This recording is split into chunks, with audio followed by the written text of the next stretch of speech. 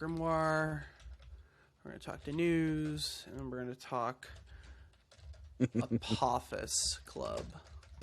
We're going to talk to the news. We're going to talk. We're going to do the shoes. We're going to get rid of those blues. We're going to do it all with attitude. No. Canceled. And we're going to do it without any Jews? Not just as bad, actually. Why were you doing the Adam Sandler voice? Like, why is that? Like, is that what you think of Jewish people? Like, they're all Adam Sandler? Yeah, they're all 8 crazy nights away from owning a fucking gemstone factory or whatever the fuck his movies are about. I want to see a movie of Adam Sandler, but it's like all of his roles at once. The multiverse, the Adam Sandler multi-universe. Across the Sandler-verse. Ugh. I would watch it, I Finally, guess. we figure out who would win in a fight between Billy Madison and Happy Gilmore. Who's the strongest Adam Sandler incarnation, do you think? I think it's Bobby Little Boucher. Nicky. It's Bobby fucking Boucher. Maybe the guy from Click. Did either of you see Click? Yeah, he had omnipotent powers, but like via a remote. Yeah, he has to be able to wield the. It's like the Infinity Gauntlet. Like, yeah, he's omnipotent. Yeah, but like, imagine if the Infinity, but worse because you can just like drop that shit and like, oh fuck, You can just drop that in the couch. yeah. Oh, sorry, honey, I killed your parents. I dropped the remote in the couch. Oh, honey, sorry. I accidentally hit the wrong button on the remote. Now I'm married to your sister. It's not my fault. It's the remote's fault, honey. In the first aeon, I was the Great Spirit. In the second aeon, men knew me as the Horned God, Pangenitor, Panphage. In the third aeon, I was the Dark One, the Devil. In the fourth aeon, men knew me not, for I am the Hidden One. In the fifth aeon, I appeared before you as Baphomet, the god before all gods who shall endure to the end of the earth.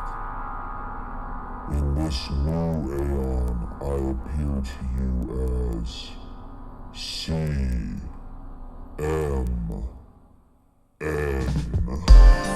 Imagine that there is a brilliant white light just above. Is commentary on the magic art. In the years of the primal force and the dawn of terrestrial birth. Oh, that was very educational. Now magic will take place.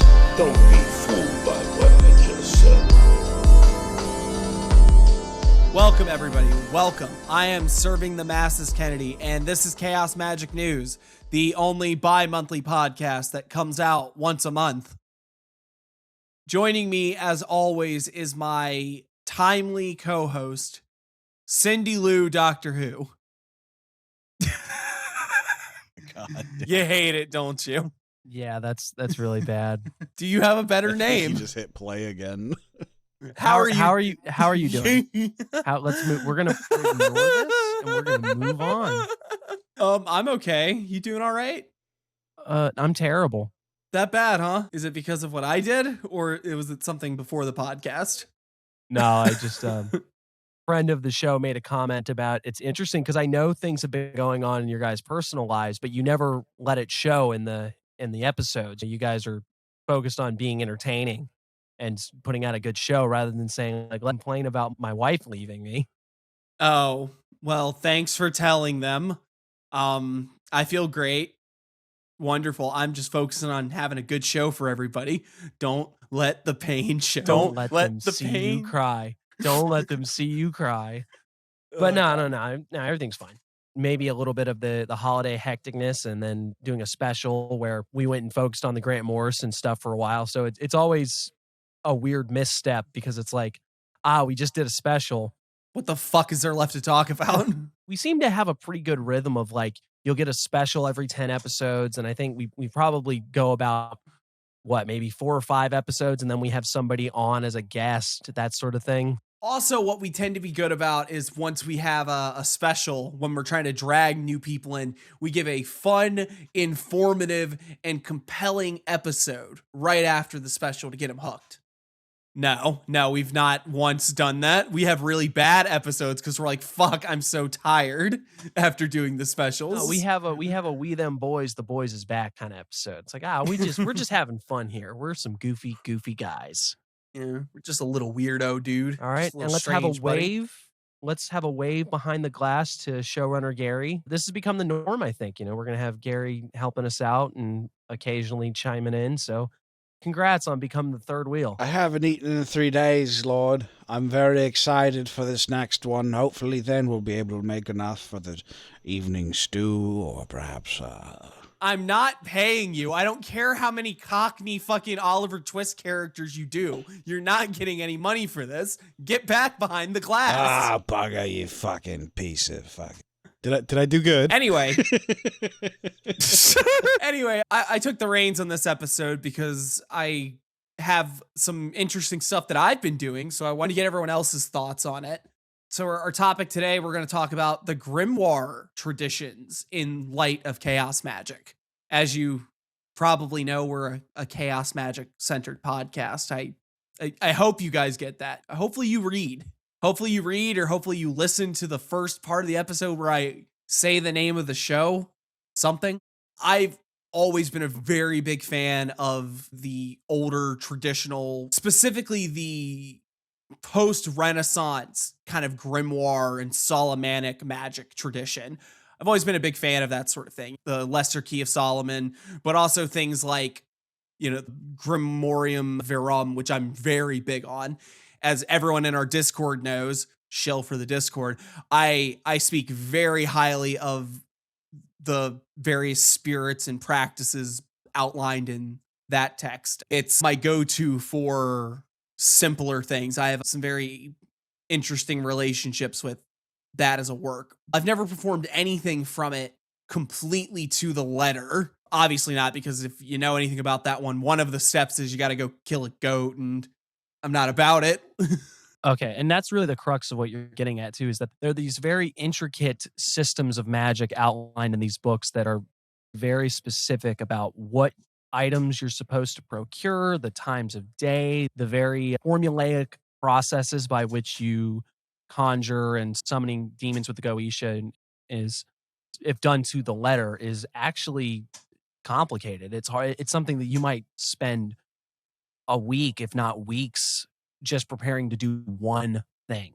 Right, and you have like 18 things to do. And the contrast there being chaos magic, where, and not to criticize chaos magic because we do enough of that on the show, but a lot of times it's the idea of stripping away the things that are unnecessary. But sometimes there's perhaps a laziness. Lazy. That's really what I'm getting. Sometimes that's what you're saying. Yeah.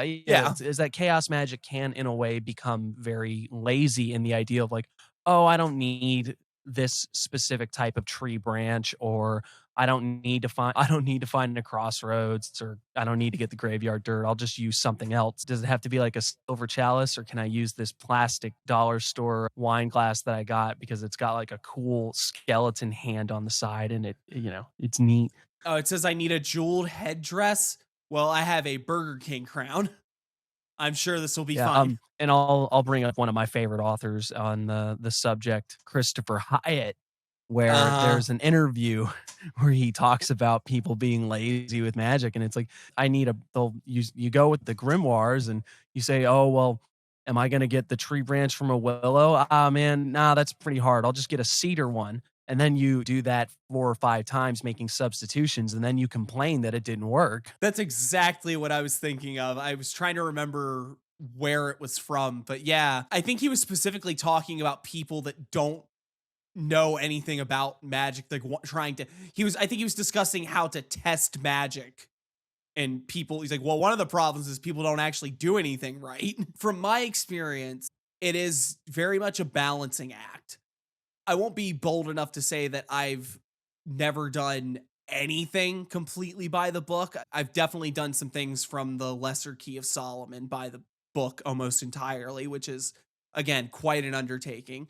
But for the most part, all the workings I've done, especially I know for a fact from the Grimorium Verum, have been adapted in some sort of way to fit the fact that, like I said, I'm not going to go kill a goat to get skin. A big part of it comes down to that when these grimoires were written, like you talk about like post-Renaissance or even pre-Renaissance, Picatrix and stuff like that, the overall paradigm that these magicians were working in is completely different than what we have today. And chaos magic, people talk about paradigm shifting and this, that, and the other. But if we're going to get to the crux of what people generally think nowadays, it's the notions of intent. People seem to believe that the bedrock of what makes magic work is something that's going on in like the mental space or consciousness, or people talk about a ubiquitous sort of energy that permeates the universe and that sort of thing. Right, but there is increasingly less and less people that have an enchanted worldview where they're running around actually talking to demons and spirits and stuff when you're doing this sort of thing. And that there are complicated or at least quantifiable in some way or qualifiable reasons why you would have to use these materials at these sorts of times. There's just not nearly as many people nowadays that have that kind of view. There are plenty of them, but overall, you can't make a lot of people will tell you, oh, you don't actually need any tools to do magic. While I've made magic work without any sorts of tools, just a few short months ago, I was doing the shamanic stuff from Liber K, where I used very little of anything. It was about engaging in trance states and stuff like that, and then dealing with entities and mental constructs, for lack of a better word. You could make the argument that it's like, nah, you were talking to spirits, but I didn't use any tools for it. You know, maybe like drumming on something or something like that. Right, but you didn't go get a specific type of metal and form it into a shape, because otherwise the spirits won't show up and listen to you. Yeah, I didn't even wait for, oh, this is the right hour to call up this person.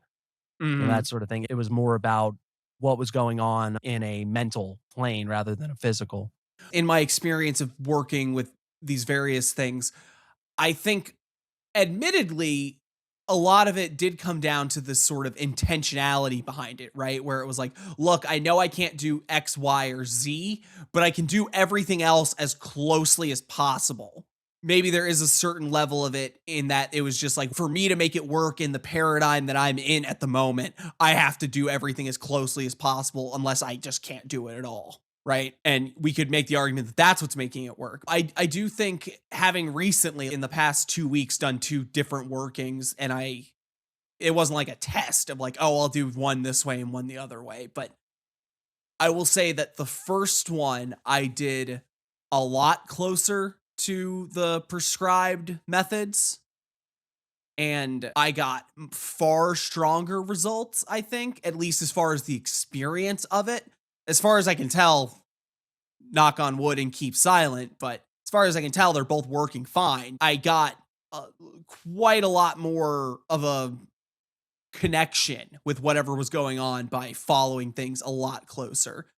Again, we can't really argue whether or not that's because, well, you got it because you felt like you did more stuff, so you could believe it more or whatever, or if that there was something to it. I think that within chaos magic, there has to be a reason why we would still go to these sorts of things to begin with. I know plenty of chaos don't. Maybe it even has something to do with the fact that it feels so grounded, right? When you get like a full system of something with all these complicated rules that you have to follow and like hierarchies of spirits that you're dealing with as you're trying to perform some sort of operation, it just feels so solid and formed. You're like, well, it's like, all right, I know the game, so as long as I just play the game, it'll work, right? There could also be something said for the idea of that you get out what you put in. Like you said, maybe you believe in it more, or maybe the act of performing these intricate rituals does something because you're engaging with it more and you're engaging with it on every level. When you prepare a ritual space with a very specific construction in mind, you're not only putting effort into it during the ritual, but you're putting effort in gathering the supplies, building the area to the exact specification. So it's turning from a single one-time action into something that you're turning your mind towards constantly until the moment. Phil Hine talked about that, where he said, even from a chaos magic perspective, it's like I'll spend a week or 2 weeks preparing to do a single ritual, and I'm gonna go all out. There are those moments of spontaneous magic. There are those times where it's like, well, shit, I need to do something fast. But if you know something is important, you need to put effort into it, right? And that's Right. basic. That's whether you're doing magic or you're writing a book or you're planning a surprise party for your kid. It doesn't matter. You get out what you put in. What I think is so interesting about the Grimoire tradition from a chaos magic perspective too is the overall development of it historically. The late Jake Stratton Kent, who, as you may or may not know, has a book on the Grimoire Verum called The True Grimoire, which is just an English translation of the title. And he goes into a lot of the history and the sort of alterations that get through different printings of it or in different versions. For instance, Freemost sigil gets flipped around and redrawn in different ways. So it becomes something completely different by modern standards, and then that goes over to Quimbata tradition, but the sigil ends up something else entirely down there. You never hear that anyone says, oh yeah, like that version of the text won't work at all because it's got the wrong sigil in it. And no one is going like, oh yeah, that entire tradition down there in that country is complete garbage because they got incorrect demon sigils from a misprint in the textbook. They all work and they all seem to have some legitimacy.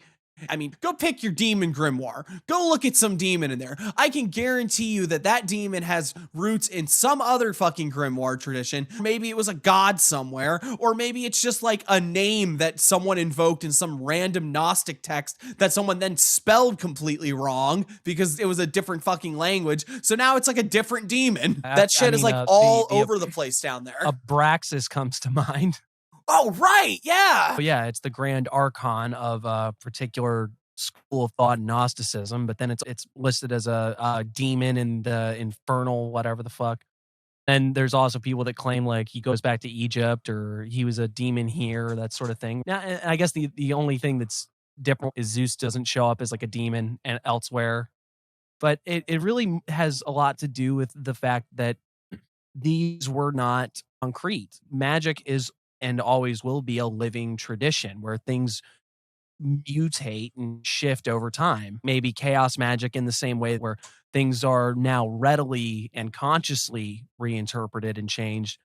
That was going on well back in the times that we consider much more dogmatic and much more, no, this is the objective correct way. It still wasn't.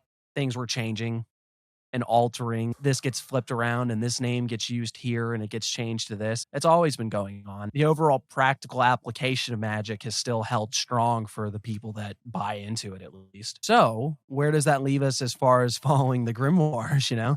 I think it comes down to the same things we always talk about, Pinky.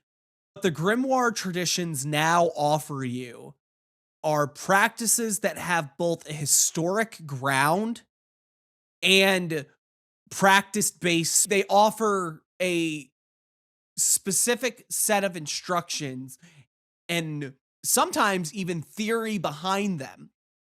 And what do we always talk about on this show now? You guys know what our big contribution to the magical discussion has become at this point. It's that practices create intelligibility. So when someone gives you a book and says, look, this thing's going to tell you how to summon demons, and then you're going to be able to like make them sign paper and get them to come whenever you call them, and they'll like get you that girl, and they'll tell you when to go play the lotto tickets, and they'll find treasure. They're always finding treasure. That's actually a really big thing in the grimoire tradition that no one ever talks about. So sidebar here, you know how many demons are just like that you can find treasure? You know how many like spells are just like find treasure? Treasure finding was like a way bigger deal back in the day. I heard this on a video not too long ago, and I wanted to bring it back up on the show, but we had already done like the mentioning the Pennsylvania laws against fortune telling. Oh yeah. That law is actually very specific about a number of things. It's not just fortune telling, it's telling the future, casting enchantments, curses, and charms, and all of this stuff. But one of the things it mentioned specifically is that like a fortune teller cannot tell you where to go dig up buried treasure. God damn, dude. You're not wrong. It's not I that those guess, things yeah. are illegal. It's illegal for someone to accept money to tell you that, which really is that this is a law to keep people from being scammed by folks that say that they can see the future and talk to ghosts. And find buried treasure. I think it's just kind of funny because it makes me wonder if this was a big enough problem, and was the problem that, oh, this person took my money because they said they could talk to demons, or was it like, you guys really have to stop digging up random I had a dream where they said, dig up under this fountain. Mr. Mayor, you don't understand. They said dig right where the fucking gas lines are. I gotta do it. Rip to Solomonic spirits to find treasure. Y'all would have loved geocaching. I'm trying to think what the modern equivalent of finding buried treasure is, you know? Going viral on TikTok. What? I don't think demons can help you go viral. Finding a new cryptocurrency. This just in, CMN coin is now at a new height. Y'all need to be buying, and I will not tell you where or how, as it's not legal advice. Demon coin. To the moon. I think what we learned here is that Goetia coin is going to be super lit. Goetia coin. We could circle back to the Simon Necronomicon, right? That's specifically like an instance of a modern grimoire where someone is writing a very specific, you need to get a slab of gold and do it at this hour, and you got to have the kooky sword, and you got to say all the barbarous names. The sword that you have to like kill people with, right? No, it doesn't say anything like you got to kill people with it. I thought you had to do some ridiculous thing with the sword. I don't think it was kill people. You talked about the true grimoire and stuff. Do you have any like favorites as far as like the grimoire tradition? The true grimoire is the one that I have the most experience with, just because I think I found it when I was still relatively new into Magic. It was one of those things that the first couple times I did it, I fucked everything up and it didn't really work. And one time when I was super desperate, I got it to work. And ever since then, it's been an easy go-to problem solver. It's not something I do all the time, but it's like whenever I have problems that I know are already well out of my hands and can be affected in ways that might be helpful by the little dudes over there, it's a pretty easy go-to. I already have some of the stuff anyway, so it just keeps it around. You know, obviously the Key of Solomon, everyone likes that one. You know, it's the classic. It's got the best talismans in the world. You see them tattooed on dude bros, and they're in your brain. What about you? You got any particular interest in the grimoire tradition? Nah, I'm really bad at it. Not even as a joke. I'm not super good when it comes to like these really, or like I've made ornate rituals on my own and I've done stuff, but like when it comes to opening these things, my eyes glaze over a little bit. Maybe it's something I need to work at more, but yeah. I told myself that when I got to the ritual portion of Liber K that I was going to go back to the Simon Necronomicon, and because I mentioned I got that sword with the weird dragon handle that. Oh, yeah. Someone pulled it out of a traffic cone. No, I was getting a tattoo done and I saw the sword impaled through the top of a traffic cone like a sword in the stone. And I pulled it out to look at it. And my tattoo guy responded with, "Hey, do you want that? I want it gone." I was like, what? But he was like, nah, it's just taking up space. I think I said that very early on the pod where I was like, I was going to go back to the Simon Necronomicon and maybe use that as my sword, but we'll see how that goes. Hell yeah. You should do it because it's committing to the bit, and that's what we're about here. But the problem really just comes down to that I still don't like the Simon Necronomicon because it's not what it says it is. You know, there's nary a Cthulhu to be found. Hey, you should think about this though, because that's actually a mark of a legitimate grimoire, because they're always claiming to be like the knowledge of Solomon, and they're like, oh, this is like Hebrew high magic, and you're like, no, it's not. There's at least the stories of like, yeah, Solomon used demons to construct the temple and stuff like that. I know that came later, but like there's at least that somewhat little bit of history. Nah, dude, I think it's the same fucking shit, because they're just like, oh yeah, like Lovecraft, you know, the Lovecraft stuff that was totally real, and Sumerian, yeah, that's about the level of what some of these are going to. I tried doing some stuff with the Zaragoin that are outlined in Burdio's Gnostic Voodoo. Oh, yeah? And yeah, I cannot for the life of me find the actual Vive, whatever the hell you call it. The term in actual voodoo, it's VEVE, which I'm not 100% sure how to pronounce because I'm an idiot. It's also one of those where I don't fuck with actual voodoo because that ain't my lane. The idea of trying to hold the Gnostic voodoo to the standards of actual voodoo, I just don't fuck with. But it really bothers me that Burdio never made a drawing or anything like that showed here's what it actually is, because I found like 3 different versions and they're all radically different. Are you sure he hasn't? Have you like looked around for it? I know it's not in the workbook, but like I said, I haven't found anything that's 100% from Burdio saying, hey, here's the thing. I guess maybe I could try to get a hold of him. He's still kicking, but yeah, just ask him. Then I'd just be tempted to ask him to come on the show. Oh, that's so terrible. Why would we want Michael Burdio on the show?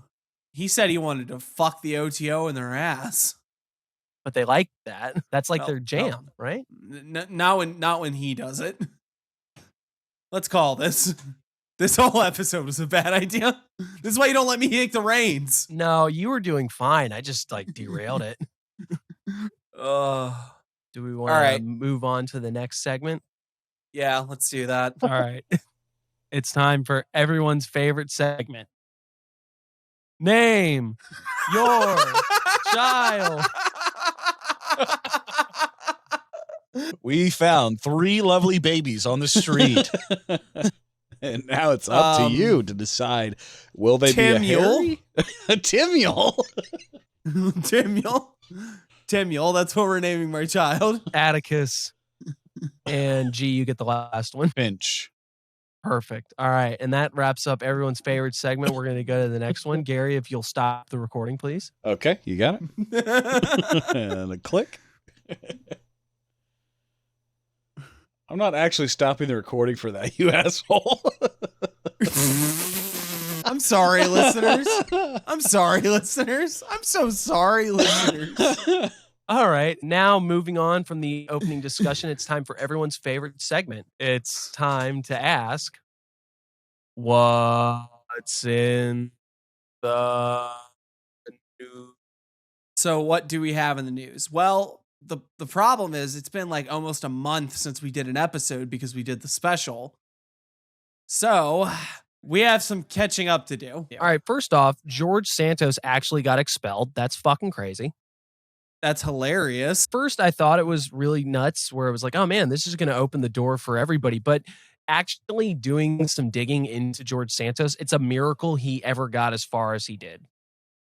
Like this man is a series of cons and scams and outright stealing. I've had people smarter than me even explain to me the ways in which you do things like hide your campaign funding and move it around in ways that it's legal. And if Santos was smart or he understood how the game was played, he could have done this and this. But instead, he like stole his family members' credit cards and charged like cash advances and then just dumped it in his campaign account, which was actually his personal account.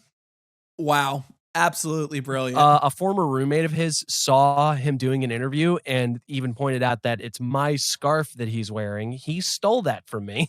So the idea that Santos' removal is going to lead to like any kind of widespread retribution probably just isn't going to happen. I think collectively the two parties both kind of recognized where this was going. And he's got way, way, way too much baggage to actually maintain a meaningful political career.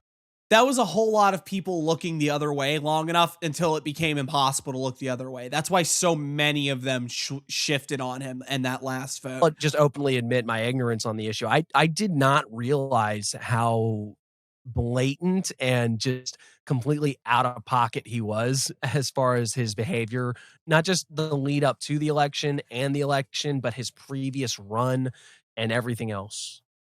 It is miraculous that he made it that far where, in a way, good magic. That idea of audacity that can't be corrected with more audacity. Yeah. Well, don't worry about him, folks, because he's doing okay still. Because he decided to go on Cameo. Yeah, we literally debated on, like, could we get him to Could we get him to record something for us? But I'll be honest, I don't think it's justifiable to give this man money for anything. If it was like $10, I'd give him $10 to like read the CMN intro. All right. All right. What else is there? Rapid fire. Well, I did see an article that was something to the effect of Israel using AI to find and target Hamas members, which is just fucking awesome. Oh boy, man-made monstrosities beyond my comprehension. Yeah. I can't remember if it was Buckminster Fuller or Robert Anton Wilson just talking about Bucky Fuller, but describing the means for the longest part, and still to this day, really, the brightest minds and latest technology is always applied into transferring the largest amount of explosive force to kill as many people in as quick a way as possible. Yeah. And that's, that's what this is. It's taking new technology and figuring out how it can be used to kill people. Yep. Pretty much. Henry Kissinger died while we were away. I see a lot of people be like, sort of cheering it on and be like, "Oh yeah, he's finally dead. Hip hip hooray." But it's nah, that fucker got to live to be 100. Fuck him. That's my thing. It's like he got to live to be 100 and never faced any consequences for the brutal things that he inflicted on other living human beings. So this is a non-victory. Like there's nothing to be cheerful for. I mean, yeah, rest in piss, you won't be missed, but like this was not a W. This was a man who got to live to be as old as any of us can hope to be and did all that. Yeah, got to do everything, spent his life being a conniving demon monster man and got applauded for it. Yep. Panera Bread has some caffeinated lemonade that killed like 2 people. I can kind of understand it because, you see lemonade, you don't think this is going to have as much caffeine in it as a cup of coffee. Yeah, like drink like three very large cups of the stuff. The tragedy of it is that at least the first death was somebody who was fully aware that they had a heart condition, fully aware that they weren't supposed to be drinking stuff like that, either poor labeling or something like that. But someone who was actively avoiding caffeine and ended up consuming an absurd amount of it, and it ended in tragedy. I won't say that Panera is like an evil, heartless, soulless corporation that doesn't care that it killed people. I think that this was just, like I said, maybe make people aware of what they're consuming a little better. The other one was a guy that drank like 3 of them and was 46 and apparently not in the best shape. That's the one. That's the guy I'm talking about. That was the guy? Oh, that's so sad. Yeah. Apparently he also had some kind of mental disability. So like, oh, that's so terrible. It sucks. It sucks. Yeah. It's tragic. It's a totally unnecessary thing. I guess that if nothing else, Panera is now obligated to fucking do something about it to make people aware. Yeah. Yep. Taylor Swift got Time Person of the Year. Okay, here's a thing that we can actually relate to some occulty stuff, all right? Someone in the Discord talked about the idea that these hyper celebrities are sort of the closest approximations to gods that we have now. And I am so against that. It's very much this idea of like trying to deify human beings in general, and then thinking that somebody who is exceedingly popular or someone who's getting a lot of attention is the same thing as like a god, or that's the type of adoration that these people get is similar to the adoration that you heap onto deities. I just think that is so far off the mark. I don't know what you think about it, but it's not the same. It's like weird consumer culture type stuff. I think it says more about the age we live in now that somebody would reach that conclusion than it does about their status. Although I will admit that like building a cult of personality and an online presence and a branding out of a human being does lead to a weird sort of, I wouldn't call it deification, but like a parody of deification maybe. Taylor Swift is more powerful than you. Like that's a fact. Taylor Swift, she's like Super Saiyan 2. You ain't even Super Saiyan.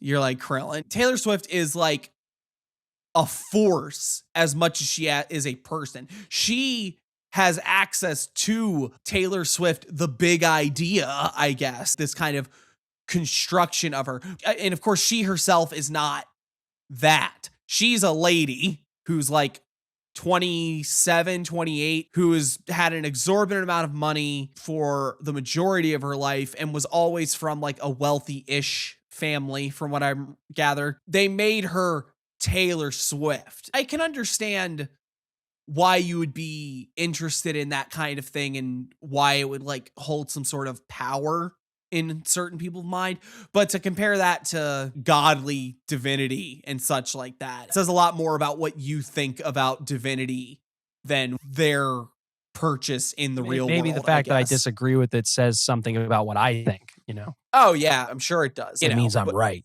It means I'm better than you. It means no, you're but an idiot. It means you're stupid. That's why you need to listen to this podcast to get the right opinions. I guess it just feels a little golden calf to me, where it's, you can build up something and create a lot of fervor around it, but I don't know if that really does translate into divinity, as it were. I always tend to think of things that are the idol represents an ideal, that sort of thing. It's something I got from one of my gurus. What would you invoke Taylor Swift for? Maybe as like if you wanted to invoke that ideal of the superstar. If you want to shake it off. I think that using Taylor Swift as a representation of some higher idea is even like a more reasonable idea. Like we're coming off the Grant Morrison special, so I'm kind of thinking about that sort of stuff still. Like Grant's idea, if you want to tie in Taylor Swift is somehow an expression, or Taylor Swift has like grown beyond being a singular human being, has become like a archetypal expression of the muses or some crap like that, and you want to invoke that, yeah, fine. That's more reasonable than Taylor Swift is a god, because we've made her into this giant marketable media production organ. Yeah. Yeah. I guess somebody who's listening to this has a better argument for either side or something. We'd love to hear it. The one thing I know someone's going to say is someone's going to be like, Jesus. No, it's not the same. It's not. It's fucking not. There's a flaw in the thinking of just because you attempt to deify something or because you sling adoration and love on something that makes it divine or that makes it cross the threshold. I don't think it does until it reaches a certain level of a single-mindedness. This is the thing. Like, this is what this thing represents. It can represent a sort of default archetypal idea that in the human consciousness or the human operating system. Maybe on the hobby horse of ours and the idea of practices, I suppose if someone were to develop a series of practices with Taylor Swift, it would reveal something. I'm not convinced that it would reveal anything that you would honestly consider divine. Plus, it's the thing I mentioned in passing earlier, the idea that it's also tied up with a lot of like capitalist consumer culturalism, and that's not always something you want to wrap yourself up in. And also, I guess the last thing too is that because it's attached to a living person, then it also becomes exceedingly parasocial the more you feed into it, And it becomes harder and harder to maintain as a reality, because you're going to watch Taylor Swift get old along with you and probably get less and less relevant. She had an amazing year this year. She's probably not going to have as big a year next year. How are you going to feel when your god's less popular next month? Well, I guess gods fall out in and out of fashion all the time. Not my god. My god's the best god. My god's a real cool dude. He's been number one on the charts for years. Yeah. My god's built different. Speaking of parasocial, there's a news story, Ruby Rose, who I honestly can't tell you if she's supposed to be. I know she has an OnlyFans, and that's about it. American rapper and songwriter, so I guess she has music, but I know she's got an OnlyFans because that's what this drama is about. It's not even drama because that would imply that something was going on. This was a marketing stunt where essentially she posted a photo on her Twitter where she said, I ran into my biggest contributor on my OnlyFans. And it was exactly the type of guy you'd imagine taking a photo with her. And this man had given her like $62,000, some out of pocket number. It's like over the past however long. And it's like giving her all this money. And then it's like he ran into her. So the implication already being that like this guy was trying to find this woman. And then it gets weirder because a few days later, she's releasing the DMs that this man has sent her at a certain point, and it's like this obsessive parasocial, I'm so in love with you, please talk to me, I want to have my life with you, I would do whatever you want, blah blah blah, I just sent you this amount of money, please come talk to me, that sort of thing, blah blah blah. It's all very creepy and sad, and the sort of thing of, yeah, this is what the internet age produces. And it shows like he got like a tattoo of her, this, that, and the other. And it's just very, very unsettling for everybody. Also drumming up a lot of attention, which is what it was supposed to do because it was entirely faked. And then what happened is that the guy who was responsible basically said, yeah, they talked to me and they said they were going to give me like, hey, can we use this photo of you with her? They talked about like kind of what the idea was. Hey, we want to frame you as like you're her biggest fan on OnlyFans, whatever. And then somehow they talked him into getting the tattoo. Apparently the tattoo was real. That should have been your sign of, nah, I don't want to be a part of this. But it basically, the internet got obsessed, started looking into this guy. Some rumor that he made like a fortune on crypto came out. And then a guy that looked similar to him appeared on an episode of True Life where it was a guy talking about his porn addiction. So they said, oh, this is the same guy. And it wasn't. When the text messages and stuff got released, he basically got out in front of it and said, yeah, this was a marketing stunt. And they didn't tell me that they were going to send that shit. And I'm not happy about this because they didn't tell me. I think when he suggested the tattoo thing, he threw like, you pay me this much and I'll do it. And I don't think he even got paid for it. I might be wrong about that part. But yeah, this is a case of like just crazy marketing stunt. And maybe in a way it's that thing of like showing people what they already expect to see. The notion of a sort of overweight bald dude in a fitted cap. Yeah, I see that. Pining over and drooling over a very sexual woman who has an OnlyFans. We all just buy that shit hook, line, and sinker. And then it comes out that it's like, no, this was like a ploy. This was just playing on your expectations. I guess in that instance of the magic of the con man is like that you're playing on what people were already willing to believe. Yeah, you certainly were. There's probably some very cunning magicians in her marketing team, I guess. Yeah. I don't know what the fallout of this is going to be. This is just keeping her in the headlines. Yeah, we're talking about it. We don't even know who she is. Yeah, well, that although I guess it's telling that like I remember the concept and the story of like this and this happened, but I had to look up her name. Oh, jeez. Okay, what else we got? We have the guy in Arlington started shooting a flare gun outside of their windows, and their neighbors. He was lost in Arlington. He's trying to find his way home. No, he was in his home. He was shooting them out of his windows.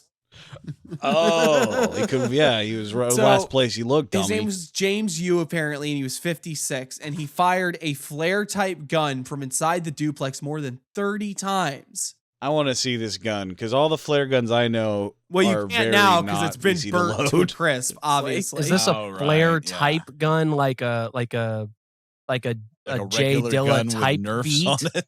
Like it's a, yeah. Like this is just some, was it like machine? That's like, what was I'm it like amazed belt fed? at. There's no reason for a flare gun to have a rapid fire. That's not the reasons for flare guns to work. guys, we're never going to get through all this news if you keep talking like this. So you apparently had a history of mental illness and public grievances, I think is what it's saying here.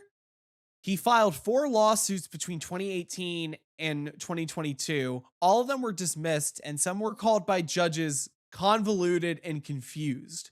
In 2018, you filed a 163-page federal lawsuit in New York against his then wife, younger sister, and a hospital after he said he was committed against his will. You alleged conspiracy and deprivation of his rights, among other crimes. The sprawling complaint includes biographical details, such as who was at his wedding, but also woven facts about who was president in the United States at the time. You described how his then wife drove him to Rochester General Hospital in November 2015 against his will. If this story was going to continue, what would Mr. Yu next bring in if he was a disturbed individual, we'll say? So the next step would be what? Surveillance from the government? Yes. Yu also referenced many attempts to contact the FBI. He wrote that he believed the New York Times reporter he saw on television was someone who had claimed to be an FBI agent and came to his house in 2017. He said the person warned him against further attempts to communicate with a U.S. attorney in Western New York or face harassment charges. David Sundberg, the assistant director in charge of the FBI's Washington field office, said Yu had previously communicated with the FBI via phones, online tips, and letters over a number of years. I would characterize these communications as primarily complaints about alleged frauds he believed were being perpetrated against him. The information contained therein and the nature of those communications did not lead to opening any FBI investigations. So this was an incredibly paranoid man who was going to every institution he could think of to try to get some kind of justice for these perceived acts against him. And because there was, and I'm just going to assume that there's no evidence that anything was actually going on, and this was just a sick man. Yeah. So, and this came to a head where, despite the fact that multiple institutions and probably his personal contacts and his family and his wife, I'm assuming, brought him to the hospital for a reason. Everybody kind of saw the signs, but nobody really stepped up and did anything about it. And it ends in him shooting flares off out into the street. Then, for anyone who isn't aware of where the story ends, his home explodes as the police are showing up. No, actually, they were on the streets for a while. Apparently, he shot at them a couple times, and then the place blew up. Yeah. Oh my God, this is the blow up house? This is the house that recently exploded? This is why it exploded? Yeah. Man shooting flares. Because the FBI refused to investigate against the things that Apple computers were doing to him. So he had to take matters into his own hands. I'm not going to be conspiratorial on this at all, but 30 rounds from a flare gun in succession and an explosion that big? It's interesting. Well, he didn't like shoot them all at once. It wasn't like Contra or anything. He shot at the police multiple times while they were there, though. So, yeah. And then I think to this point, we still don't know what the explosion was actually. We're not sure about that at all. I saw one thing saying that the police apparently cut the gas, but when they were there. Did he just like leave the pilot light on? Was he attempting to fill his home with gas and then it was like just too much? Would that, in the interest of like the conspiratorial and the fringe, I mean, this is a real thing that happens to a lot of people when they start off with best intentions of looking around and trying to figure out certain things, and then you start getting very paranoid. It can end very badly. I mean, yeah. Oh yeah. You don't run to conspiracies. You walk to them step by step. All of a sudden you're in the middle of it and you're like, oh shit. You don't have to have like an ailment or a mental anything to ride the train One down. day you're reading about the Federal Reserve. Next thing you know, you're putting tinfoil on your walls because the Illuminati commercial got to your brain again. It's a sad time. This could have been a case of this man just had underlying issues for a while and nobody stepped up. Yeah. Well, I mean, apparently he was committed at one point, so it might just be that they couldn't reach him. Sometimes everyone does their best and it still doesn't work out. Yeah. That's sad. That's very sad. Let's move on to something that's not sad. Matthew Perry died of acute effects of ketamine, autopsy report says. Oh no. This is sadder. I'm not sure if we talked about this previously. The Memphis Shelby County School Board had an issue because there was a after-school Satanist club. Hell yeah, brother. Oh. They were like, nah, I don't like that. That's not cool. Because, it's Memphis and this is Bible Belt shit. They're like, no, you can't have that. But then it turned into a lawsuit and everything else. And they lost. The Christians were like, what do you mean they're allowed to have it? But that's what it came down to. It finally came to a head and they had to announce a couple days ago that they will uphold it. So I guess you can have a Satanist club in your school now. What would that even be? I mean, we've talked about Satanism on previous episodes. It's probably a lot of edgy bullshit. That's what I'm getting at. But like, what would you be able to do in a high school Satanist club? Listen to Slayer? No, these are kids nowadays. I don't know what the fuck. What do edgy Satanist kids listen to now? Coco Melon. Well, hey, in the spirit of Satanism that's taking over the country, the principles they had or whatever. That most of those were all right. They were pretty good. They seem like they mean well, but they're just like any other fucking secular humanist NGO type thing. They're all the fucking same. But speaking of them, because they were also in the headlines recently for they got a Baphomet put up in the Iowa state capitol. The ugly thing, honestly. Like it had a silver head and stuff. It was weird. I didn't like it. I wasn't a fan. I wasn't the only person that wasn't a fan, because apparently Michael Cassidy, who was a what's it called when you run for office? What's it called when you run for office and you don't win? A loser. Yeah, he's a loser. He's a fucking loser. He's a fucking loser. So this guy, Michael Cassidy, he tried to run for Congress in Mississippi. So not even in Iowa. He went to Iowa. He cut the thing's head off. He broke it beyond repair. How did he do it? Like, what? Did he bring I guess like a you can fucking just saw with him, or I don't know, man. He wrecked it. It's gone. They fucked that shit up. Ooh, he this got statue arrested. is ugly. I'm looking at it. Yeah, it's a real ugly statue. It's like You a have fucking to- disco ball. Yeah, if you can put up a Baphomet, like put up a Baphomet, put up a proper one. Get the titties and the solve coagula on say arms and shit.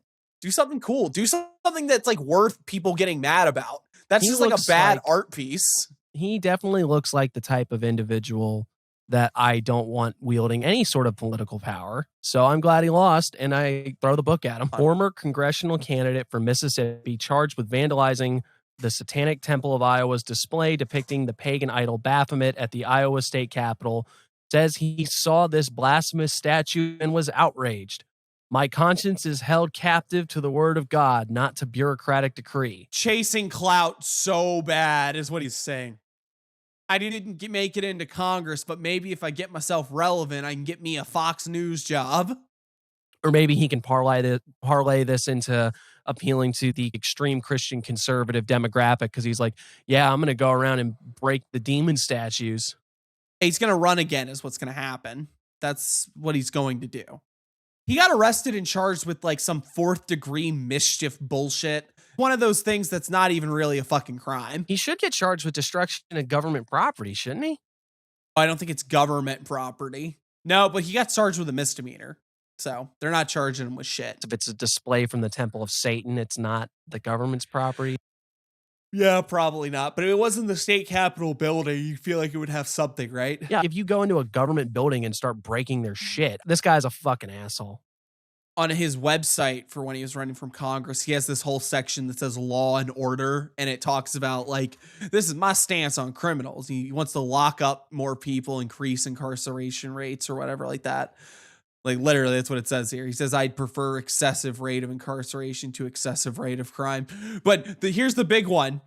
Mandatory minimums for mob destruction of statues, infrastructure, and houses of worship.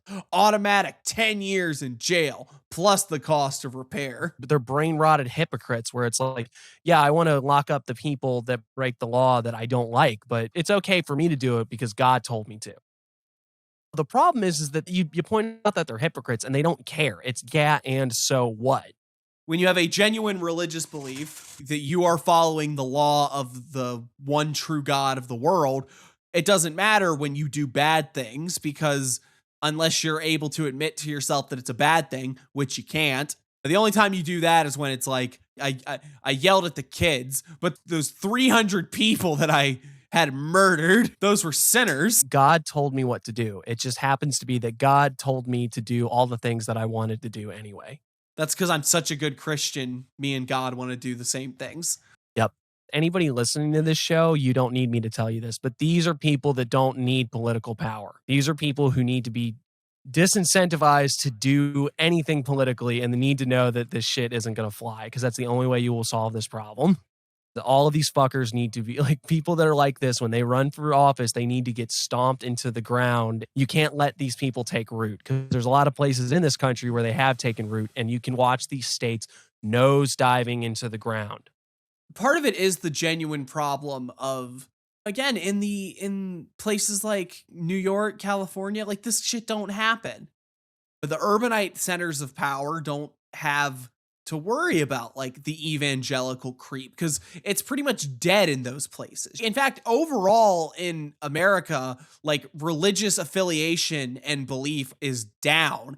It's just that in certain areas, it has come back in vogue in reaction to the increasing drop down of religious belief and secularizing of culture. But then the problem is a lot of the people that aren't particularly extreme in their religious views don't do anything about these folks.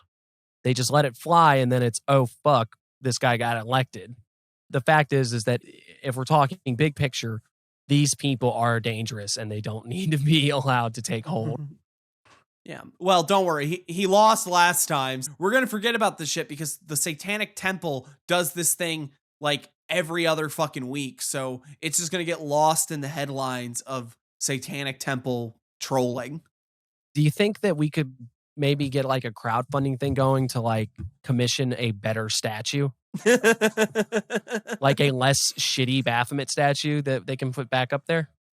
We'll One put with out a a press release reinforced where we're neck. like, I applaud Michael Cassidy for destroying that this statue. ugly fucking piece of shit. A This new- one is made out of a black stone only found at the ocean floor. We can at least That just get the hums one with from strange delights.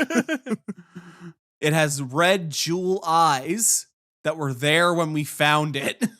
What else we got? We need a parrot headline, don't we? Because all of these have been very ridiculous, but also pretty sad. So what can we parrot find? headline? What do you mean? See, this is how you know that Gary, who is the person ostensibly running the show, doing the edits of the episodes, all that good stuff, has never listened to the fucking show. Otherwise, he'd know what a parrot headline is. Do you guys have a podcast? You have a show? What are you talking about? I have a good one to end on. Turkish MP says Israel won't escape wrath of Allah, then suffers heart attack. God, when I saw that, I literally turned to my beloved and I looked at her and said, see, this is why I don't like get mad and yell and raise my voice and get my blood pressure all up. Because what's going to happen is one day I'm going to be so mad doing that sort of stuff, I'm going to have a heart attack and it's going to look like God himself was disagreeing with me. Yeah. He's like, oh, is that what you think, Kennedy? No, I don't think What do Grape you should think be in now? season right now. It makes me think of the George Carlin bit about the 2-minute warning before you die. Oh, yeah. No, do a big speech about something you're passionate about. Go really get into it. And then right at the end say, and if everything I've said isn't true, may God strike me dead. And then That's amazing. That's pretty fucking funny, though. Did he die? He Gary fucking pulled it died. out. He fucking He's died. dead. He fucking died. He's in the That fear of Allah. motherfucker legitimately said that Israel will not escape the wrath of Allah, and then And neither will fucking he. die. Yeah, neither will he. None of The us will, Lord's- apparently. The Lord saith, vengeance is mine, and I will repay.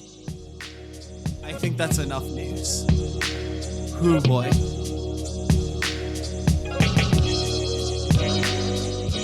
All right, next segment. I got a surprise for everybody. Our longtime listeners will know and recall a certain book written by a draconian society or something to that effect. You call It's that where- a book? It was like 6 pages. Wasn't A even pamphlet. spelled right, yeah. A shitty PDF that spontaneously emerged out of the code. That we still can't find anything on. Yeah, no idea where they came from. We are, of Yeah. course, referring to the Society of the Disciples of the Dragon. Yep. Where our lovely term dragon pilled comes from. Yep. Yep. Be dragon pilled as fuck. Don't think at all. Listen to the dragon. And that is entirely what the gist of this document is that your brain is bad, and the thinking, rationalizing, philosophizing, and everything else that your brain does is really stupid, and you shouldn't do that. And if you don't do that, you will be able to make contact with the extraterrestrial intelligence that is the dragon. and the dragon will tell you what to do. And remember, if you're an occultist, it is a great idea to listen to a external intelligence that just starts telling you stuff. Nothing ever goes wrong there. Especially because they gave us the lovely description that it will feel like you're enslaving yourself.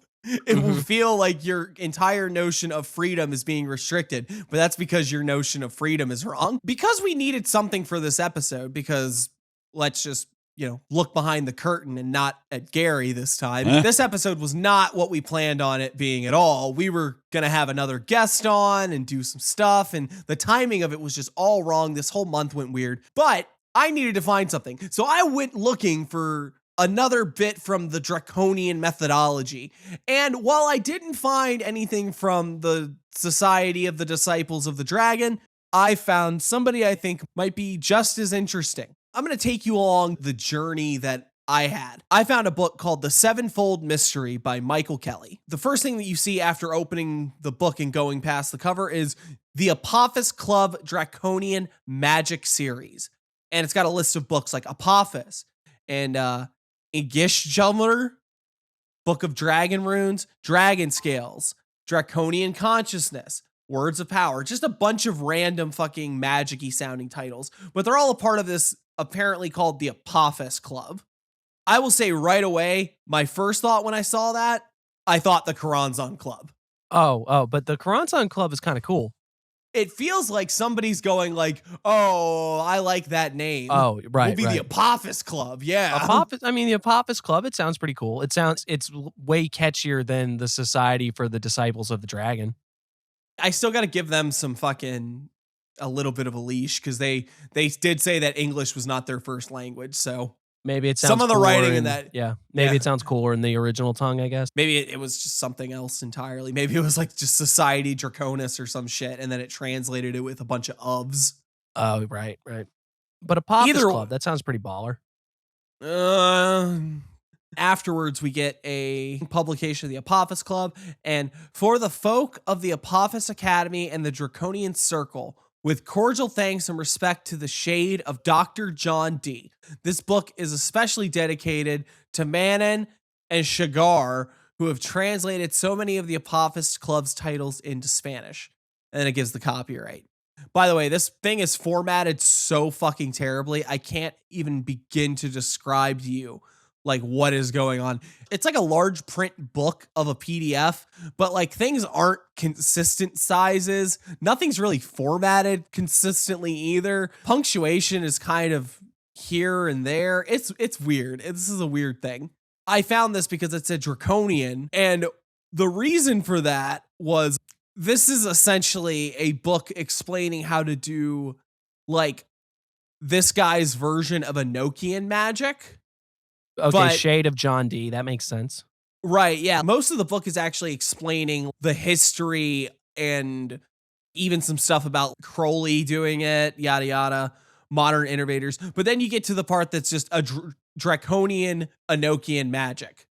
And it was a bit confusing. It's not confusing because it's hard. It's confusing because it's like poorly written. Yeah, it's stupid. He basically goes, yeah, we're going to simplify doing the magic thing because this is really dumb. You just simplify it. He talks about the watchtower fucking squares and stuff and how it's a very complicated and tedious method for how to paint all the different colors on there. So you just make them all one color. Oh, this circles back to the opening discussion then, doesn't it? Yeah, it turns out it does. Simplification of the grimoires. Yeah, okay. Yeah. So that's tedious. Let's just... Yeah. You know what? I'll just write it on this Burger King coupon and then throw it over in the corner. There, that's your square. Draconian. Listen to this, in fact, because I found the part. This was the part that made me go from, okay, this is someone trying to give you a weird intro to Enochian with a lighter system to full-blown, this is something worth talking about on the show. The watchtower should be colored according to their element. The Apophis Club system is simplified here, though takes its lead from the Golden Dawn one. Of course, we will not be dealing with their system of pyramid squares, which results in a ludicrously complicated way of determining the colors. The colors associated to the elements in the Apophis Club usage differ slightly from that of the Golden Dawn. Our color scheme is as follows to reflect our aesthetics. Fire is red, air is yellow, water is blue, earth is dark green, and spirit/consciousness is black. The Golden Dawn attribute black to earth and white to spirit, but we agree with Crowley's assertion that the earth is a green and verdant element. We also assert that the correct color for consciousness is the black, being the quality of the Lord of Darkness. From there, I've learned the Apophis Club seems to be like an actual, if not quite an initiatory order, definitely like a magic clique order that I believe this guy, this Michael Kelly who wrote the book, is running. Are they still around? Yes. Yes, they are. Fuck you, Apophis Club. Hang on, we're getting there. More awesome things to come from here because we have stuff like Michael Kelly is a mystery entertainer based on the Isle of Man. Performance of bizarre magic, seance evenings, tarot, and he spelled tarot without the last T, so like tarot. He's also a writer, and he seems to write mostly like fantasy, but also stuff like psychic detective. Okay, sure. He put out something called The Legend of Aleister Crowley, which is a bizarre magic show celebrating Crowley's life and legacy. He also seems to be selling lectures and, of course, all of these Apophis Society books. This guy is doing a lot, but nothing beat what I found here in one of his posts for the Apophis Club. Private tuition. I have frequently in the past received requests for the private tuition in Magic. I have generally fielded such inquiries by pointing people in the direction of my Patreon, where they can access my most up-to-date material and, depending on their patronage tier, have monthly private calls with me. So, just letting you know already, he's got a Patreon that lets you get not only his books, like his novels that he seems to be writing, but he also will set up like a Skype call with you once a month and help train you in magic. I now finally find myself in a position where I can accept a very limited number of private students. There will be a maximum of 7 places available, and the first is already filled. Such tuition will not be for everyone. After all, it can't be with only 7 places available. Ha ha. It will be very intensive with a weekly teaching session over Zoom and much work to do and practice at home. During every meeting, we would discuss experience with what had been studied so far and introduce something new. The tuition will be tailored to each individual. It will not be one size fits all, but it will be comprehensive in all cases. My aim is to take each student at least to 4th head level and the opening of the eye in the void, and perhaps beyond if they wish to take the association further. I estimate this process taking a minimum of a year in most cases. So awesome. Already we have something else we talked about in the Discord earlier this week. This kind of like levels of magic. He's going to take you to level 12. He's going to make you, he's going to take you to the 12th level. And you're going to get the Goku Fortnite skin. All you got to do is give him 50 V-Bucks. Oh, you think that's it? Well, that's after you've paid for the Patreon. Now that I've shown you that he's doing this, I want to go to the first book of the Apophis Club so we can see what this guy is actually about.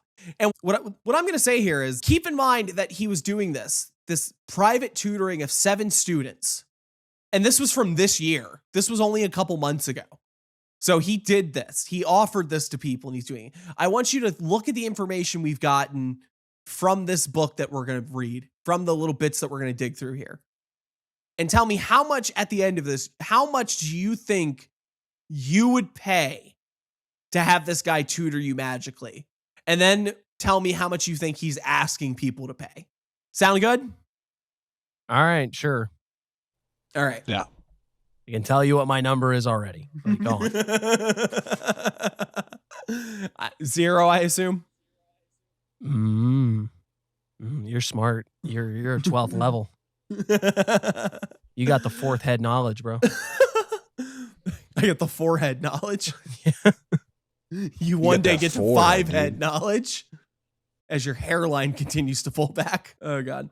All right. So this is Apophis by Michael Kelly. This is the first book of this whole series. Dedication for Ipsissimus James Lewis. a remanifestation. That's already good. You know, you got like a good magic book when the first thing that someone pops up with is like talking about a big fake magic title. Pretty dope. All right. Pretty powerful. Here's the introduction. Draconian magic is unequivocally a school of the left-hand path. That is to say, it is a school which teaches the immortalization and deification of the individual psyche, as opposed to the right-hand path, which seeks to submerge that psyche within a sense of universal oneness. Draconian magic is in its very essence terrifying, alienating, and antinomian. But for the successful few, it is ultimately liberating, illuminating, and joyous. It is definitely not for the faint of heart or dilettante. Casual experimentation will prove worthless, as the act of tearing oneself from the womb of the cosmos is an exercise of will and heroism, qualities gained only through intense struggles. This may sound very off-putting, but so it should. Dragons in Western lore are creatures of terror and death. The fearful archetypes resonate with those from other cultural roots, such as Tiamat, the serpent of Eden, and especially the Egyptian Apep, the primordial serpent of chaos. This book takes the symbolism of the seven-headed dragon of antiquity and instructs the reader how to awaken each of these heads within his own psyche until he truly becomes a magical dragon, a god in essence.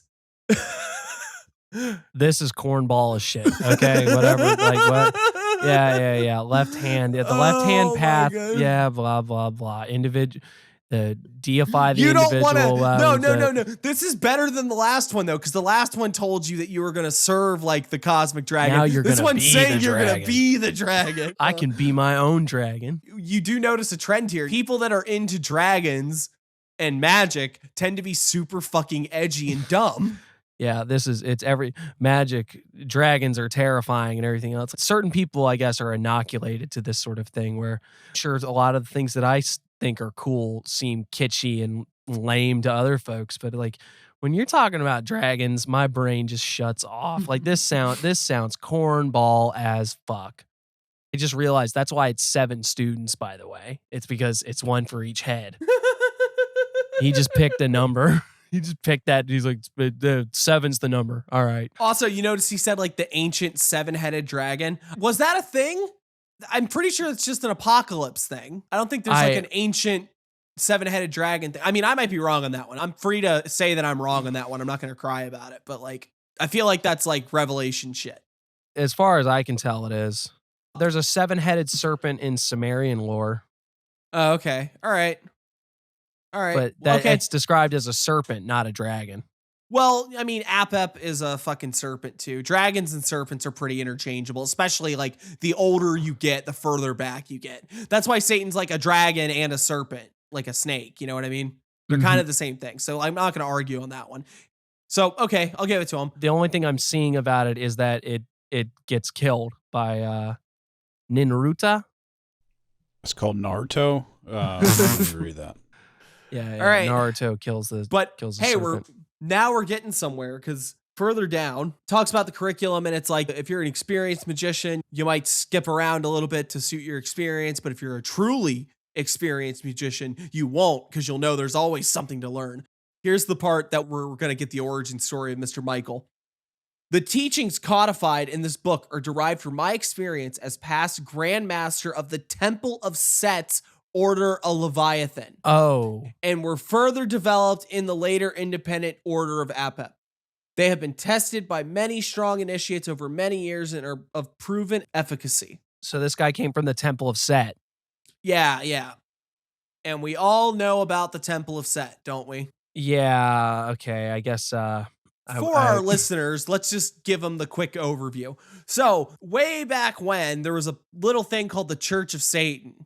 And the Church of Satan, unlike the Satanic Temple we've been talking about, was full of Hollywood hedonists, basically. A guy named Anton LaVey, who is an interesting character in his own right, made this thing, and he was like, I am a Satanist. And he wrote a whole book telling people to be Satanists, and people really responded to it at the time, and it was all cool. But here's the thing. Anton LaVey did not really believe in magic, or rather, his beliefs in magic were very different than what a lot of other people in the occult side of things were. Well, as far as I can tell, he like magic was like psychodrama to him. Yeah, that's as far as I can see. That's not the important part. I'm sorry. Yeah, then the important part is that there was a big falling out between him and this guy named Michael Aquino, who is like a whole other can of worms. Michael Aquino, he was a military guy that like focused on like psyops and shit, and he's a fascinating character. But anyway, a bunch of the people left the Church of Satan because they're like, this is just dumb LARPy stuff, and we want to go do real magic like we're Aleister Crowley or something, which is what they were totally trying to do. That's what they wanted. And they went and did the Temple of Set, which is basically just edgier, more magic-y version of, I guess, the stuff that AA people were doing at the time.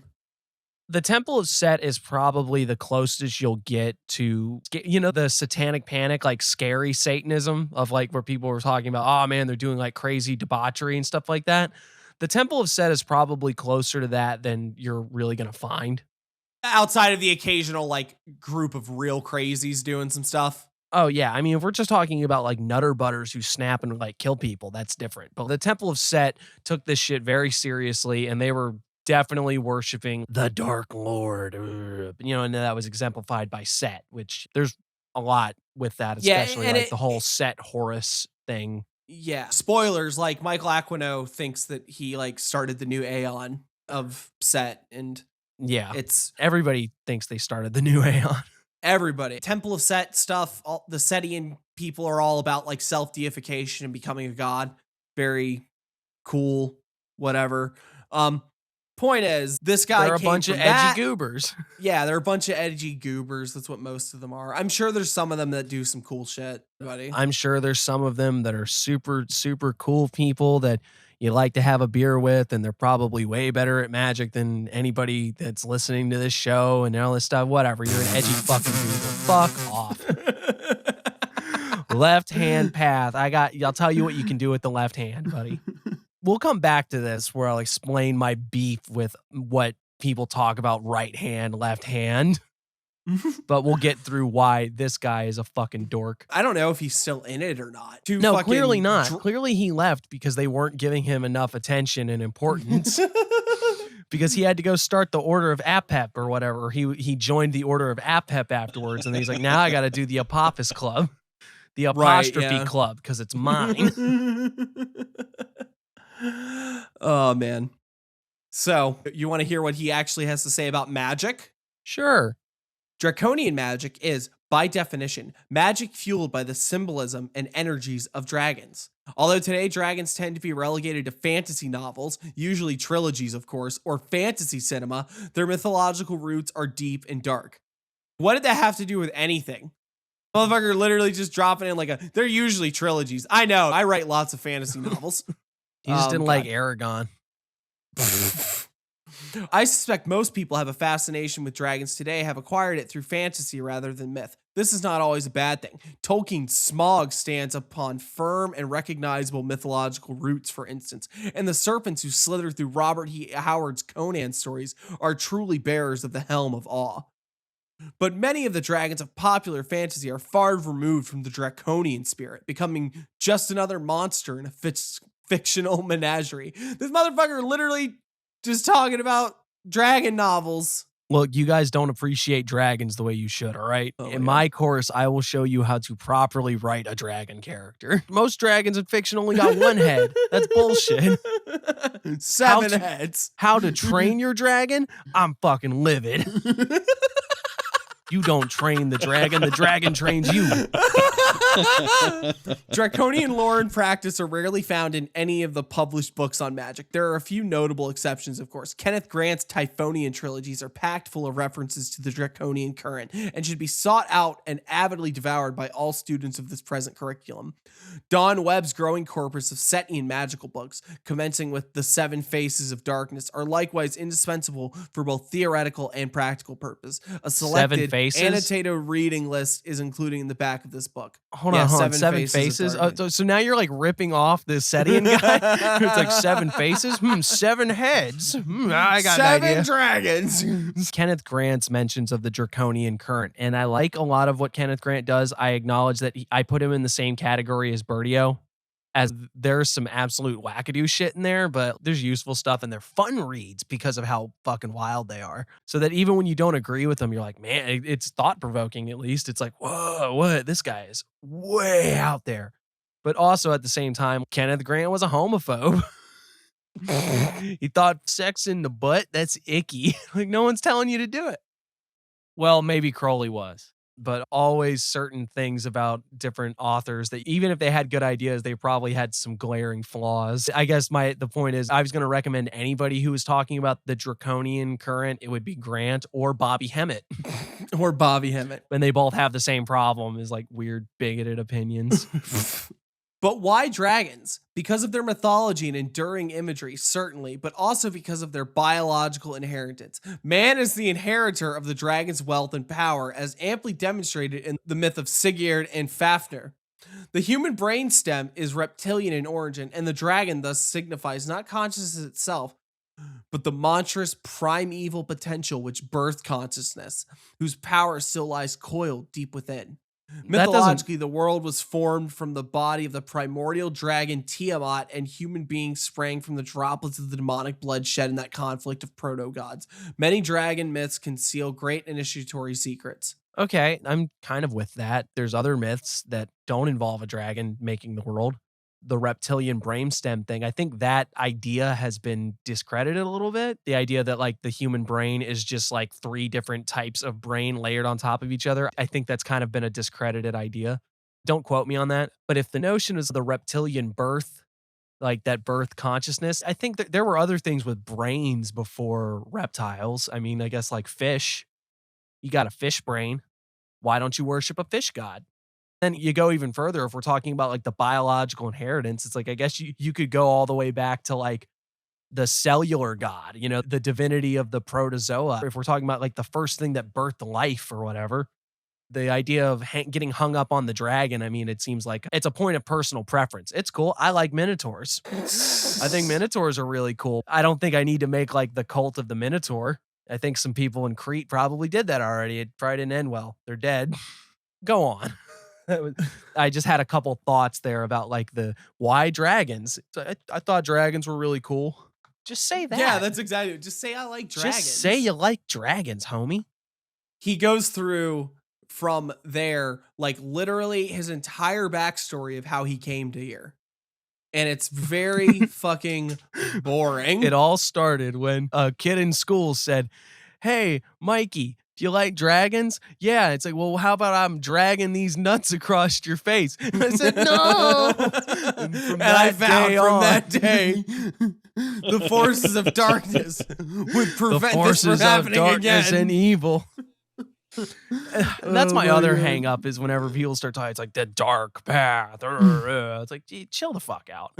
Relax. Bro, if you saw a picture of this guy, you'd be like, the dark forces are not fucking with you, dude. You gotta be like way better looking than this. He looks like can't be Palpatine, like right? The dark you side of can't- the Force mangled him. You can't be like a frumpy English dude and be like, I don't know, man. You look at a frumpy English dude and you're like, yeah, that guy looks pretty fucking evil. oh my God. Okay. All right. He does say, I finally resigned from the Temple of Set, which should not be interpreted as any kind of criticism against the fine initiatory school, as I knew that I needed to forge something new as a vehicle for my teachings, something fully harmonious with, yet distinct from, the temple in which I had earned my mastery. Okay. Yeah. So he does say, like, I didn't get away from these guys because I had a problem with them. I just wanted to do my own thing. Fair enough. I just thought that dragons were cooler than Set. Nobody, I guess that's what it is not everybody else thought dragons were as cool. So I just wanted to do my dragon thing. Yep. An unholy trinity. Draconian magic is not pantheon specific, and the initiates of the Order of Apep have worked extremely effective magic with the traditions of the Egyptians, the Teutons, and the Enochian deities, among others. The actual faces and identities of the god forms invoked are thus largely dependent upon the affinity, aesthetic, and cultural/genetic imprint of the individual practitioner. Oh. Okay, maybe I was wrong. So now we're getting into genetics. Like, I mean, he maybe just that's- said cultural / genetic imprint. Okay, so I'm not he might not be going off the rails on anything. I don't want to put words in this mouth or call this guy something that he's not. All right, I don't want to say, but it's also like, that does raise an eyebrow. I think there's plenty of people that aren't bigoted in the Magic community that still put stock in like genetic memory and ancestry type stuff. I personally don't, right. but I do think that there are people that think that. You're right. That's fair. That's fair. With Americans specifically, where we're all so much of us are mutts, where we've just got loads and loads. I mean, I know I am. I'm all kinds of stuff.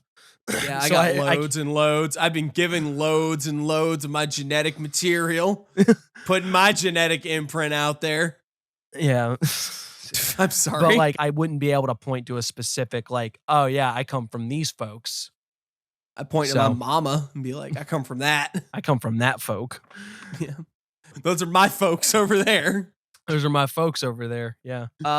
In all cases, however, it will be found that 3 major archetypes or forms predominate within the draconian initiatory process, and none of these may be safely excluded from the work. Indeed, there will be no work at all. Initiate can forge a vital personal link with each of these divine beings, learning to recognize their promptings without self-delusion and act decisively upon the guidance received.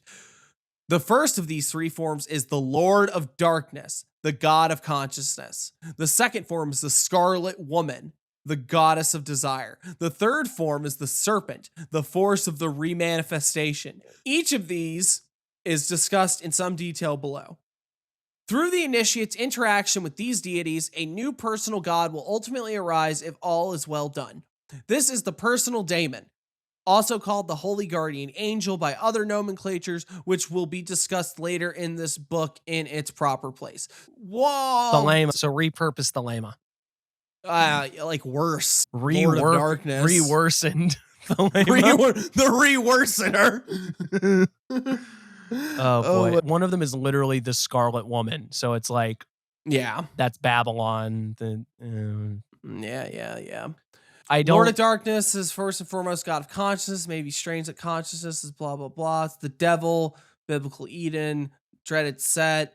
This all seems very boring. The Lord of Darkness, the giver of the gift of self, is thus the primary deity of the left-hand path, since the purpose of that path is the deification of the self itself. Yeah, it's just giving you like the Dark Lord is the bad god. He's the devil. He the bad guy. He brings about the differentiation of consciousness and the ego. He's the Lucifer Lightbringer.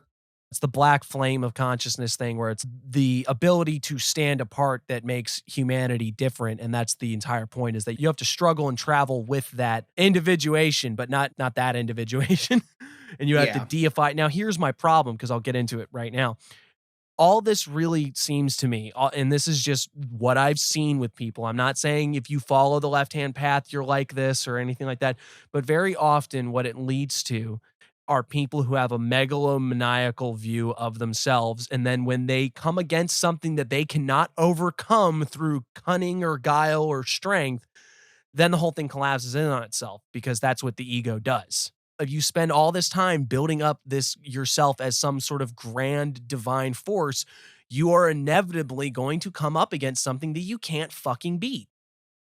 That's just the way it works, is that you are not an omnipotent being on this planet. I don't care how much spooky woo-woo you do. You're not. And if you start down that road of attempting to be like, yeah, I am the omnipotent, all-powerful creator of my reality or whatever, or this attempt to become a living god type shit, you're going to feel really stupid when you have a parking ticket that you can't get out of. There's just no two ways about it. I don't think that like Christian mysticism and Buddhism are doing the same thing. And to try to lump them all in on like the right-hand path is wrong. That's wrong-headed thinking. It's wrong view, and you're going to get a bad reincarnation. You're going to get a bad remanifestation. Yeah, that's just the rub. If you live in a world where everything is about this personal quest for power, granted, in a way, there's something really noble about that, of like constantly striving to get better, just constantly trying to elevate yourself to something greater. That's good, but at the same time, I hate to break it to you, you're human. You're not going to be able to live in a world where everything is going to bend to your will. And if it's not, where does that leave you as far as this elevation to godhood? And maybe I'm missing the mark, but I'm only going by what I see as far as a lot of. And then the other thing too is that mostly a lot of it does come across as very cornball, edgy for the sake of it type shit. And then I also think that maybe on another level too, this notion of liberation through antinomialism, like there's definitely something to be said about breaking with the things that you were constantly told and the things that you hold as or you were told to hold as sacred and everything else, and just breaking with all of that accepted or prescribed behavior. But I think it can also just lead to some very edgy nonsense. And then on another level, a lot of people that purport to live like that or think in those terms are just lying to themselves, because they're not, you're going to your job at the Dairy Queen and you're making them chicken fingers, and that's okay. That's fine. You don't need to hold it up like you're that you're a thrall of the Dark Lord. Yeah. This is 2009. If this was like 1990, I might give it a little more of a pass, because I feel like it would be more like, well, I mean, it was 1990. This is an older dude writing this. He's just trying so hard to seem cool. Let's see what else we got, because that Trinity is really lame. There's the bad guy, Set. And then there's the sexy lady, the Scarlet Woman. And then there's the dragon. Yeah. Set is the self, and dragon is the chaos, and Scarlet Lady is sexy time, I guess. Like, Sexy lady. It's sexy lady. It's sexy lady. Don't you want sexy lady? Yeah. Remember, the divine feminine exists as a sexual object for your snake. That's a very uncharitable take, I understand. And that's something you could equally apply to Crowley, but that's where my head went. Yeah, it just feels it's weird. sexy lady. Magic sexy lady, man. Do you want to hear about the 7 heads of the dragon? All right, what's the first one? That's got like an acid breath. And then the one after that has like an ice breath. He did the Enochian stuff, and he asked the Great Serpent a bunch of questions. I don't know who the Great Serpent is. I guess the fucking god. That's the 7-head guy. Yeah, right? Yeah. Let's see. He's just talking about like how he did stuff. Then I did the magic to do this, and I did the magic to do this. Is he describing the operations? No, he's just saying he's like doing that's shit. Stupid. Like I said, he said he did Enochian to ask some questions. It's not super complicated shit. The symbolism of the dragon. Okay, all right, hang on. The curriculum. He sets up the 7 heads of the dragon as a curriculum based off some 7-headed dragon symbolism stuff. So that's what he meant by he's going to get you to like 4th head level consciousness. Got it. Yeah. So so these are essentially like grades or levels of attainment. Yeah. Let's see. Of a dragon. And they are literally like, the first head is a scorpion. The second one is a whirling cross. The third one is a leopard. The fourth one is a serpent. The fifth one is a raging lion. The 6th one is a rebellious giant, and the 7th one is Typhon, angel of the fatal wind, which sounds like a fucking Devil May Cry boss. It sounds like a Yu-Gi-Oh card. Oh god, yeah. Wait. So why are none of the heads dragons? I don't know. All of those things you said are not dragons. I mean, maybe serpent is a dragon, but no, that's a Typhon's serpent. an angel. What was the first one again? A scorpion. That's very weird. Is it like a scorpion head? Is it a scorpion tail? Is his head a whole ass scorpion? Like it's a dragon neck and then it's a scorpion on top? Because that's fucking weird. Why is it like it's got legs coming off? Like it's supposed to be walking around, but it's on a dragon head? What was the other one? A whirling cross? Yeah, or a thunderbolt, apparently. That's weird. That's like a helicopter type thing? Like it's just spinning like a blade and like what was the one after that? Hyena. Okay, again, hyena head or whole hyena? Are these like whole critters on the end of a dragon neck? I don't know, man. I'm gonna make a drawing of this. I'll probably make like a collage of like this is what it looks like. It seems to be that the scorpion is a carnal creature. Each one of these represents a level of consciousness, basically. It has something to do with like. So it's like 8 circuits? Yeah. But it's 7 dragons? It's just edgy. It's 7 dragons, but it's edgy.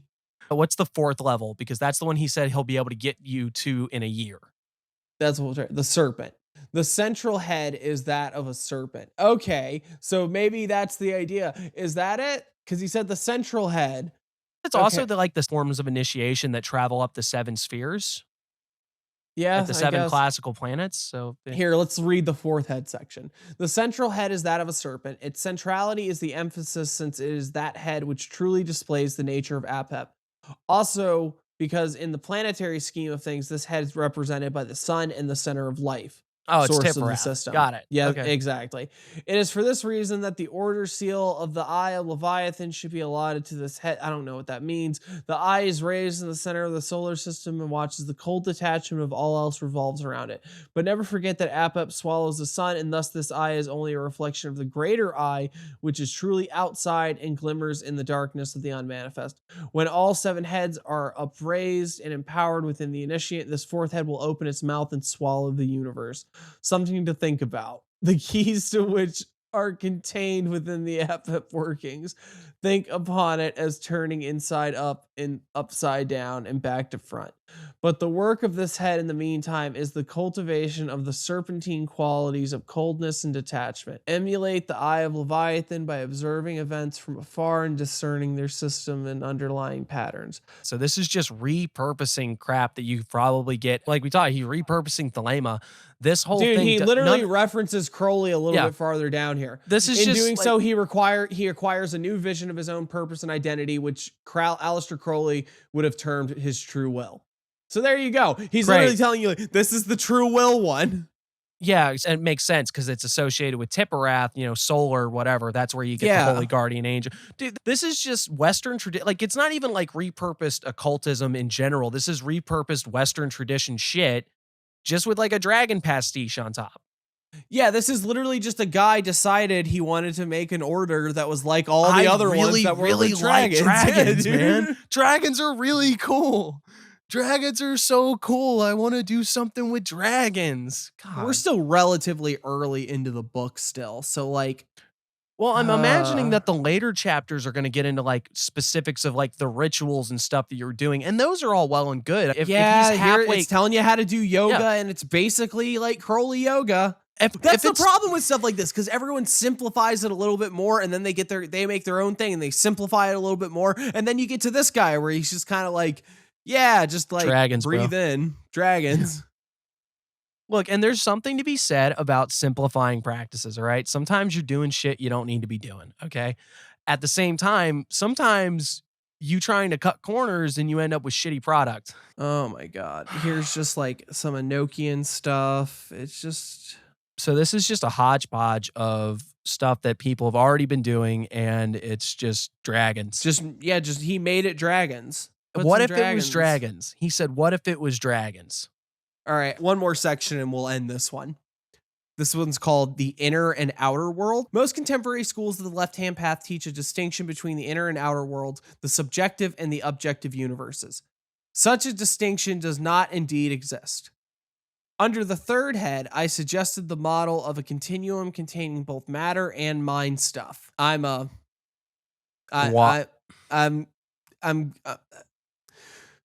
Okay, I can He do was this. almost there. And I then can it was do like, this. I can do this.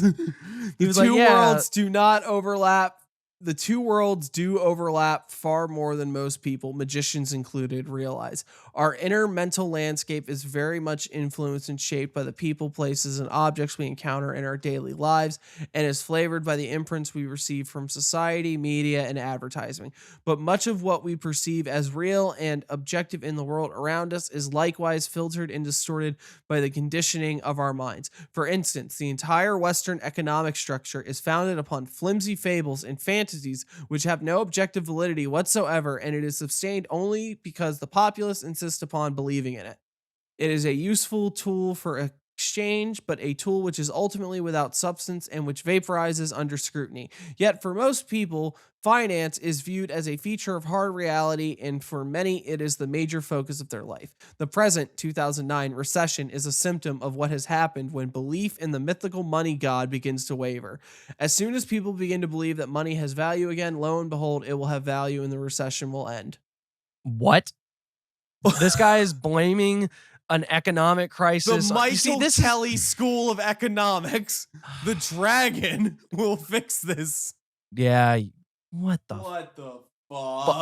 Look, I understand that finances are complicated. I understand that the economy is complicated. I understand that trying to piece together everything that went wrong to create the 08 financial crisis is hard. And if you asked me to do it on the spot, I wouldn't do a great job. But basically going like, it's because people stopped believing that money had, like, what the fuck does that even mean?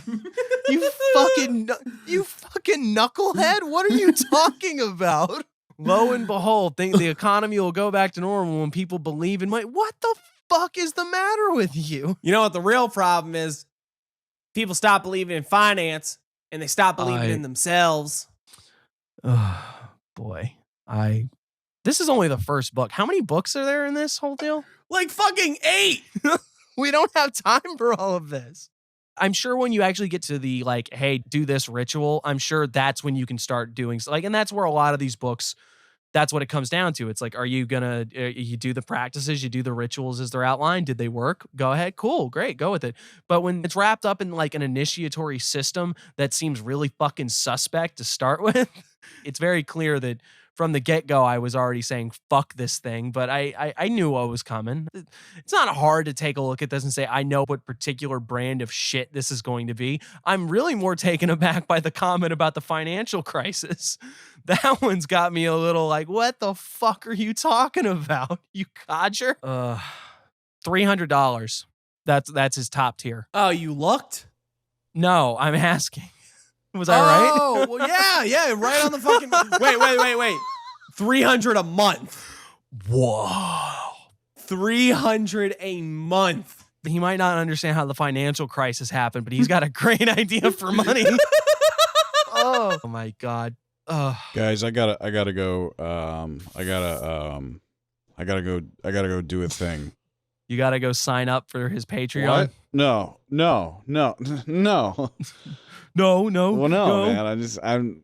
He said he's gonna get you to level 4 all I'm head. saying is He's gonna get you level 4 head, man. All I'm saying is you guys can bash onto this all you want, but dragons are pretty fucking cool. You know, you've got us there. I mean, I really wish that I had thought to make a dragon-centric religious Go ahead, order. say dragons aren't cool. Go ahead, put those words out into the ether. You won't. Dragons aren't cool. Dragons haven't been cool for a long time. When was Double Dragon? When did Dragon Ball Z end the first time? Because they were already not cool by then. When did Puff the Magic Dragon come out? I love dragons. Fuck you. Well, that's why you're gonna. That's why I'm gonna get level 4 heads. That's why you're gonna get 4 heads. Yeah. Yeah. That's why I got a 4 I guess head. it sucks to suck, gentlemen. It's time for the palate cleanser. Then we get to ask, how goes the work? Well, don't say it at once. Fucking dragons, man. Just bro. It's all about dragons. They're so fucking dope, man. I just keep thinking about fucking dragons, and it keeps me up at night because I keep thinking about what if I had multiple heads and then the other heads couldn't sleep, so I'm trying to sleep, but I'm still awake because my other head is still awake because I got dragons, you know. And just can't stop thinking about dragons, man. It's fucking wild. Are you literally? What's that guy's name? Who's the main talker from ICP? Shaggy. Are you Shaggy right now, dude? Are you being Shagster? No, fucking the main fucking talker? dragons. How do they work? Yeah, that fucking dude. That guy. Oh, You boy. sound like him. Bro, we got a theory about We got a dragons. theory. How about these? No, please. Magic and shit. I'm begging you. We moved on to the palate cleanser. All right. Please. If you want to know how the work's been going for me, I had another instant of really getting obsessed with something and really trying to use some magic to get something to happen and come on, please, I need this. I really, and then I got sick of it and was like, all right, ain't fucking working. Fuck this shit. And I just, dropped it. And then of course, when you stop thinking about it, then it happens, so that was cool. Overall, I mentioned an Abraxas thing going on that I had been working on. I think I kind of made some headway on it. It's mostly just, it is very Jungian, and I did a Jungian like dream analysis thing that ended with me doing a ritual, and it was a raving success. It helped me really. I hate when I got to give Jung stuff because for so long I was just giving the guy hell. But I approached the dream symbols with the reverence and understanding and really tried to make sense of them. And I had what you would call a psychological breakthrough. I realized something that I was doing, something that was completely wrong in my perception of people, and doing the ritual solidified it, and it's really helped. That's fucking dope. That's really great, Yeah. man. The Abraxas thing overall, I'm still not 100% where it's going. And it sucks because I'm the one that always harps on, if you don't have an actual goal in mind, what are you doing as far as magic? But this is clearly something is trying to make itself known.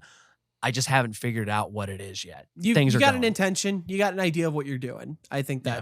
that's enough. What about you? You mentioned you were doing Grimoire stuff. Yeah, the last couple weeks I was doing various Grimoire and Verum stuff. It was good. It was fruitful stuff. I will go ahead and say it. I have a long-standing relationship with a certain spirit from that work. Ooh, now you sound like the edgy one.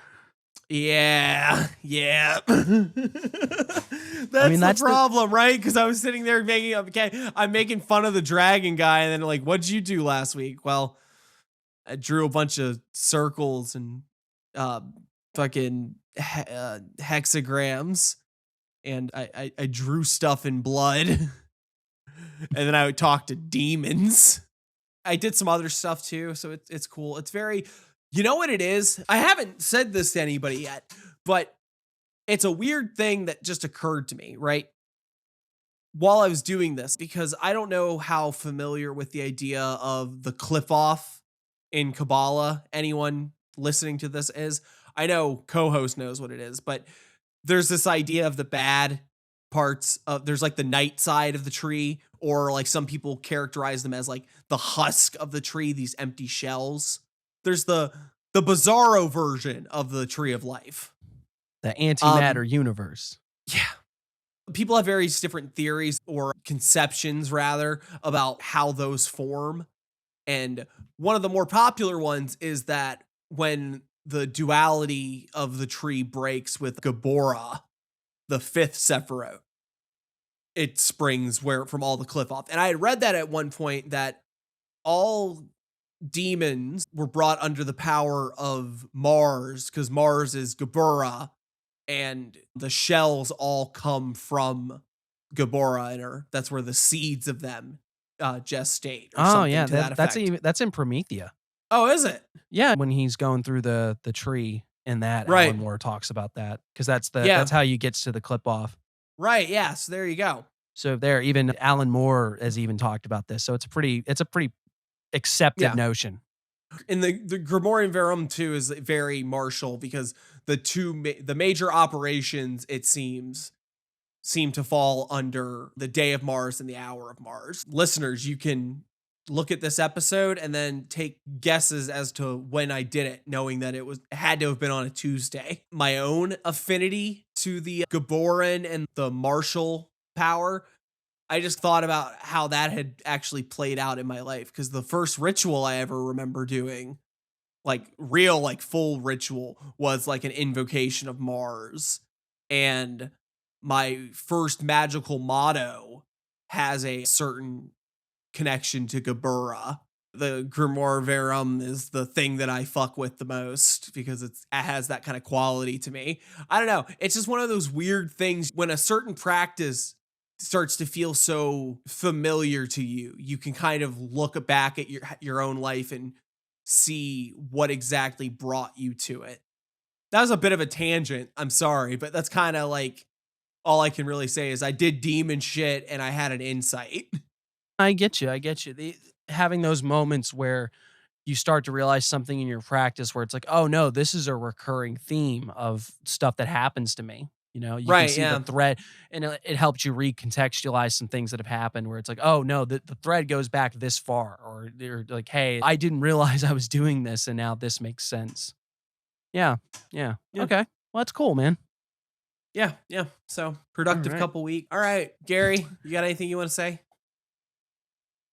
I hope you all had a fantastic time listening to CMN News. No, there's That doesn't- CMN already means The M, news. yeah, You the N messed- in CMN. No, it's like you just went tried. Why'd you gotta You ATM tried. your You audience? just That's fucking ATM bullshit, machine. dude. Oh boy. You just ATM'd it up. Here, well, you just ATM'd the fuck up out of here. That's all right. We'll show you how to do an outro.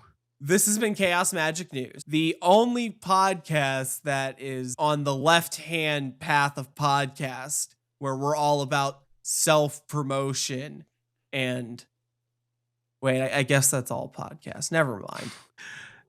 If you want to give us a whole bunch of money so we can talk about how fucking cool dragons are, you can find us at chaosmagicnews.com, where we'll have links to the pod, the occasional article for you to peruse, and some interviews with the leading edge of occultism, who their opinions on dragons are not yet known. We're also but their opinions on the economy will probably be just as good. We're also on Facebook, Instagram, and Twitter, where we post much of the same, and then some dank memes to keep the algorithm entertained. We also have a Discord where you can come yak at us about the latest things you want to talk about. Hopefully, if we're really lucky, it's going to be about what? Yeah, it's another dragon joke. Dragons, dude, dragons, guys. Holy fucking shit. They're so dragons, cool. man. Thank you so much for listening.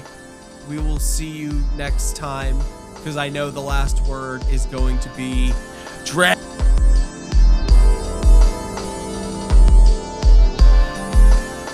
Okay, are we Imagine if the movie Click had started, imagine the movie Click had ended with someone else getting a different remote and just like using it on Adam Sandler. It's like, Yeah. That's the joke. It's just like, what if it was like He goes using it, yeah. No, well, it's like Adam Sandler's gonna use the remote to like click to blink somebody out of existence, but then he goes and it doesn't work, and it's like, what? And he looks down at the battery compartment. And he's like, oh no! And then the other guy has his own remote that he has put the batteries in. It's red and like a little darker for some reason, like a little eviler for some reason. No. Like this is assuming that Adam Sandler is like he's like Thanos. You didn't get what this was happening. Yeah, this is just like, what if the joke was that it ended like Endgame? What if this was the Avengers? Yeah, what if it was Avengers?